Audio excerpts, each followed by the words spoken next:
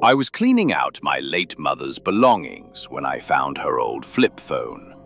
It hadn't been used in years. Out of curiosity, I charged it. There was one unread voicemail, dated a day after her funeral. I froze. My hands trembled as I hit play. Sarah, it's me, Mom. I don't have much time. They won't let me stay.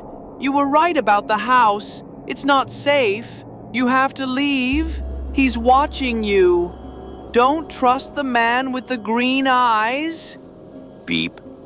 I dropped the phone. My mother had died in a hospital, not in our house. What was she talking about?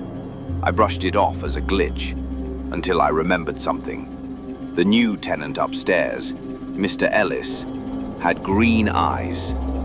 That night, I heard knocking from the attic. We don't even have a ladder to get up there. I called the police. They checked. Nothing. But the next morning, I found footprints in the dust up there. Bare feet. Heavy. Fresh. That same day, I got another voicemail.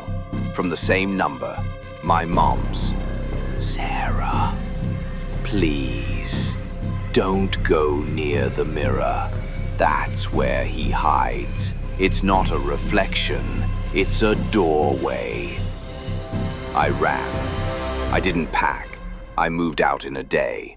A week later, the new tenant after me disappeared. The mirror in that apartment?